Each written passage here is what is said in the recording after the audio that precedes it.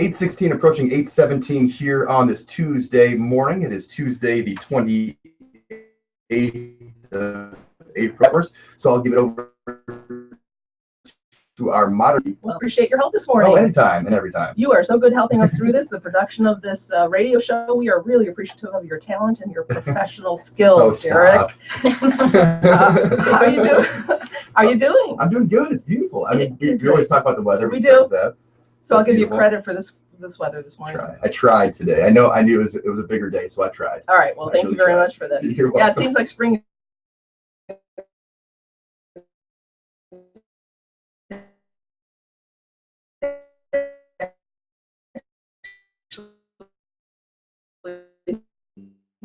Here, so it's an exciting time.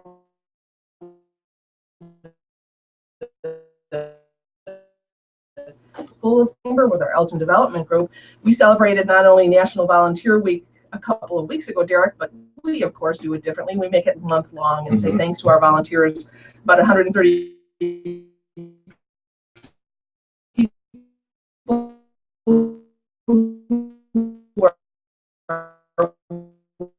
with us, and so thank you. And during our committee meetings, we supplied them that they can take out into their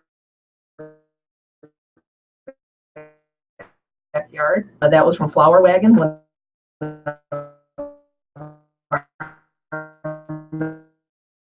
Remember cookie from Cooking Products. A lot of people. So really fun to have a cookie. Thanks to those folks who really give us a lot of time throughout the year. As well as our traditional chamber program. So we're really excited and thankful for that. I am so pleased to announce that Amy Mexico Charlotte Chamber most recently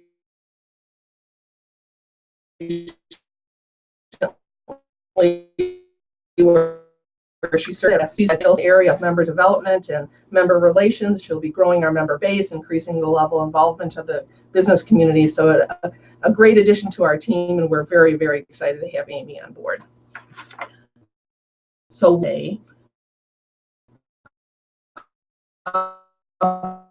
about the board. So I have just a wonderful volunteers with us here today. Denise Raleigh, who is the Division Chief of Public Relations and Communications for Gailborden Public Library. Hi there. Thanks for being here. Well, thanks for having us. And one of our key volunteers as well, our co-chair of our Enhancing Elgin program.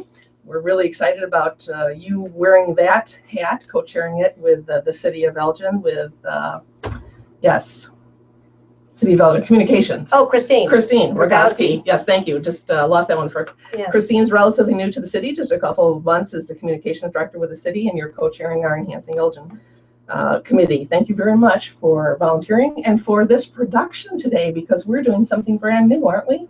Yes, we are streaming live on the library's YouTube channel, so you can actually visually see us as well as hear us. So a number of different ways to listen and interact, engage with this program. By the way, if you have any questions today, just email draleigh@gailborden.info. It was in the e-blast that we sent out yesterday. So thank you for allowing us to do this. We really appreciate this. And again, about being a volunteer for Enhancing Elgin. If anyone is thinking about volunteering for their chamber, this chamber, do it. You'll get way more out of it than you have to give it. You have to service you have to provide. It's a fantastic experience for me. So well, we truly are blessed with lots of volunteers, quality of Denise, and bringing to us such great guidance. This is a new side of you, though, this tech side. You have staff that are working with you to bring this not only live, but Derek, I hope you're not feeling that we're hurting your feelings, not diminishing you to a level that we're now shared, not only audio but visual. No, this is what I do. This is beautiful. Good. Oh, and thank you to Laura Espinoza, who's back. Oh, I wish she could turn the camera on herself, but she's heading up our streaming effort this morning. Excellent. Well, joining us also from the library, besides Laura and Denise, are Steve Johnson, who's a principal of Elgin. Hello, Hi. Elgin School District Carol. U46 Highland School Yes. principal. Yes. We're saying hello because we have lots of microphones in between Steve and I.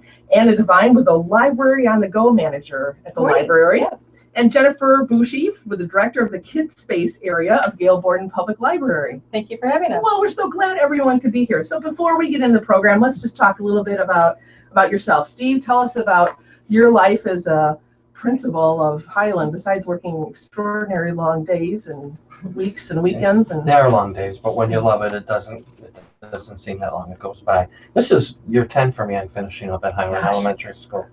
Yes, and it's been a great 10 years. One of the things we just love to do is to think of ourselves as year-round.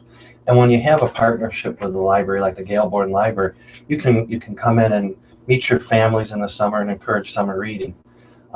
We'll be coming soon in May to kick that off with a special Highland night at the end of May at the Gale Borden Library. But good things are happening at Highland and District U46. Students are working hard, teachers are working just as hard, and when that happens, great things happen. That's great. Well, we appreciate your leadership at that school. It's a wonderful neighborhood school, and really, you've done such a good job posting too on Facebook. You're savvy with social media, you and your staff, and it's fun to see all of the updates that you're regularly posting on Facebook. We appreciate that. Thank you. Jennifer, you've been with the library how long? Oh, since 1996, but I've been in my current position just a couple of years. Wonderful. It's been exciting to see the library grow over that time, moving from location to location, and having a new director that's more outward focused has been fabulous. Good. And Anna, tell us a little bit about yourself and the library experience. Sure. Well, I've been at the library for about 15 years. First started out with the readership program. As you know, that's the story van that travels all over the community doing story time. And now as Library on the Go, that is really exciting. And you'll hear more about summer reading program, that we have many wonderful things that are happening in the library. In the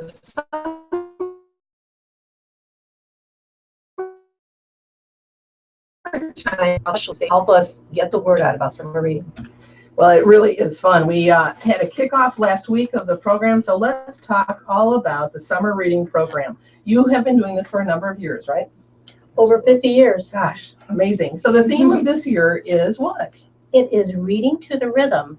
And one of the things that has happened in the summer reading program that we are extremely proud of, and thanks to you and Steve and people like that in the community, is in about 2011, we decided really to look at summer reading a little differently and approach it as a community, because it is community kids. They're not just library kids. They're not U46 kids. They're not just chamber kids. I'm sure you have some, but they're community kids. So really what we started doing is involving a lot of partners in the summer reading project. And it has grown demonstratively after we have got all these partners involved in ensuring that young people read during the summer. It's just good for everyone. So statistics, Steve, I'm sure make a difference with kids coming into your grade school. Tell us about that a little bit. Statistics. Relative to kids having reading efficiency. Yeah. Let's talk about their summer slide, and it's real. It's been researched by people like Richard Allington and others who say if students just read 7 books over the summer, their reading level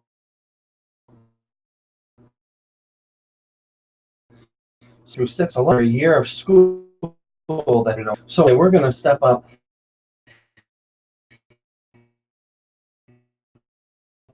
and be a part of keeping for the summer, making it fun and interesting and enjoyable.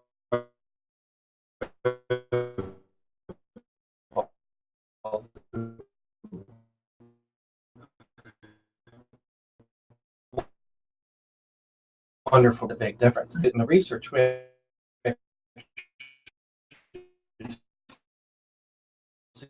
You see their reading level in the spring.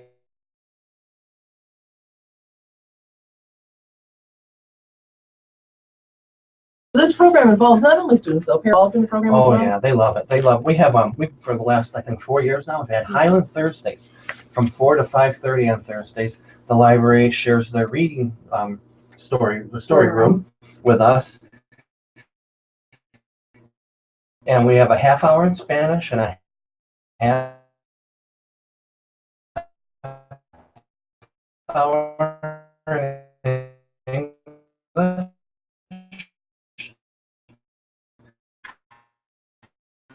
And songs that they learned when they were in elementary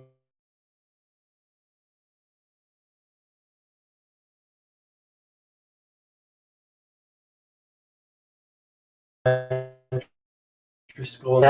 It's great to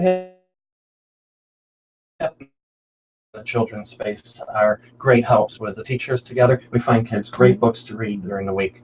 Bring them back next week. And Steve isn't touting his own horn, but every year, the number of kids who finish reading at Highlands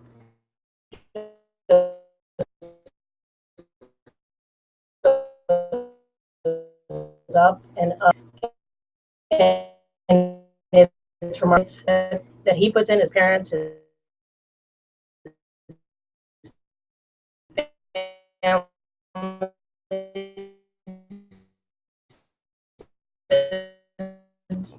but we see this man at the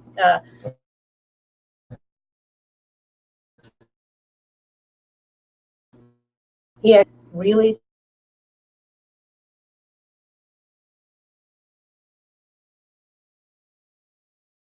do that.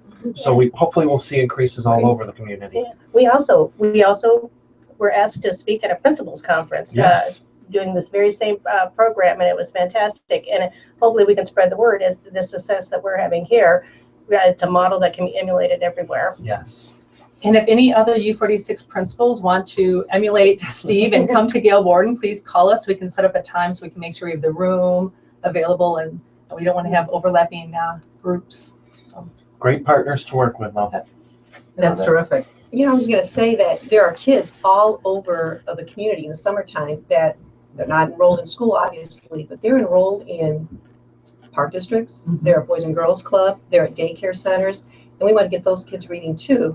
And we've reached out to all these organizations that have kids. If there are kids there in the summertime, we're going to find them. And they've said, we believe that kids need to be reading in the summer as well. So what we're doing with these organizations is they're helping the kids get through the summer reading program. It's just been wonderful. And last summer, we actually had over 2,000 children that finished in this way, working with our partners. That's fabulous. Well, who can say no to that? No, exactly. It seems like it's such an easy thing to do. So talk about the process. What is it? If I have a youngster in school, what does it mean that I'm to enroll them? If you have a youngster in U46 schools, it could not be simpler. U46 has partnered with us in a big way. This is the second year for them to print out the Community Summer Reading Challenge. This log has Tony Sanders on the front. And children go with their reports home. Hopefully the teachers will be explained, so you might be able to talk more about that. But these logs will be delivered to the elementary schools throughout U46, not just in Elgin, and kids can start reading and logging their minutes as soon as they get it. On the back is a simple mechanism for tracking how many minutes they read. When they finish, they take the log to their public library. We're here for Gail Borden, and they get the prizes from their public library program. So Jennifer, with school district U46, basically the size of Seattle is what Tony said. That's what, yeah, when you think of it that way, there's lots of communities within the U46 area. So all of the libraries, is this reciprocal to some? Wonderful. Right. So if I'm in Carroll Stream, I can go to my library. Right. Carroll Stream is accepting this. This is not a separate reading program through U46. It's just a mechanism. It's a tool by which the students can get started reading and logging their minutes, and then receive the prizes from their library. It could be Gail Borden, Bartlett, Poplar Creek, or Carroll Stream. Wonderful. That is really terrific. Oh, and 301, of course, they'll be getting these logs when our staff members visit the schools, and well, they won't be receiving the one with Tony on the front. They'll be receiving the Gail Borden reading log, which looks just like this on the back. And again, with Elgin being the size it is, there are a number of school districts as well as private schools, that myriad of private schools that are in school district in our area as well. So 301 from the west, a tip of 300. We've got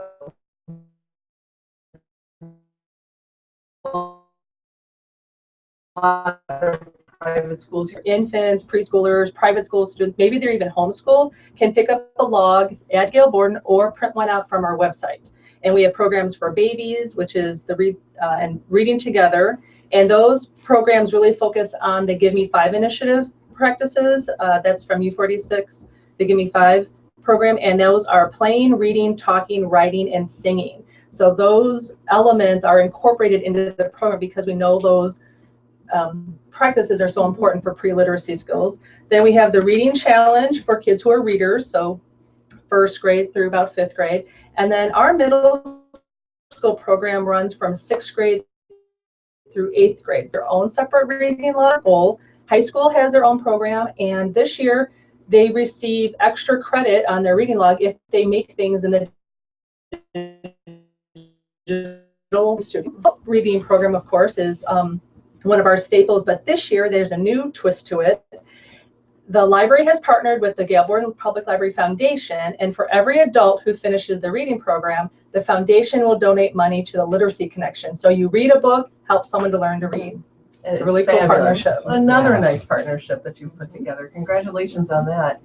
Now, Literacy Connection is an agency that is located within the library. It's been around, I think, 20-some years or so, and is instrumental in helping people to learn the language. We have run by volunteer tutors, always looking for tutors. So if they come down to the library and they're interested, I'm sure the library can connect you to the staff at the Literacy Connection in order to volunteer there. So you have how many kids that you're anticipating this year might be participating in the program? Well, we had 5,086 children, or total folks, who finished the summer reading program last year. And that is about a 300% increase from 3 years ago. So we're excited about how these partnerships and how these offsite programs are working. And again, as you hear them, they're just numbers, but if you think of each number being a child, it makes such a difference. Again, if you see the signs on coming into Elgin, Hometown Governor's Award, the Hometown Governor's Award was awarded to the city of Elgin based on everyone working together in 2012 to get people reading during and mainly kids reading during the summer. You know, these things make a difference. Again, as Steve knows, you know, these are long-term differences. It's not short-term. You know, you'll see it in the fall when they're life-changing. But so congratulate everyone who's been a part of this. So let's talk about the Gail Borden Public Library. In contrast to other libraries, we see such outreach coming from your library, from your staff, always willing to come out, Steve, to your school to do whatever. Is this what the modern library does now, or do we look at you and just hold you, Gail Borden Public Library, up in a different light because of your partnerships in the community? Well, I think that libraries are starting to do that more and more, but I think Gail Borden, as a dedicated staff, we're really committed to going into the community. You know, we have services from babies that are receiving their library cards, all the way through doing programs at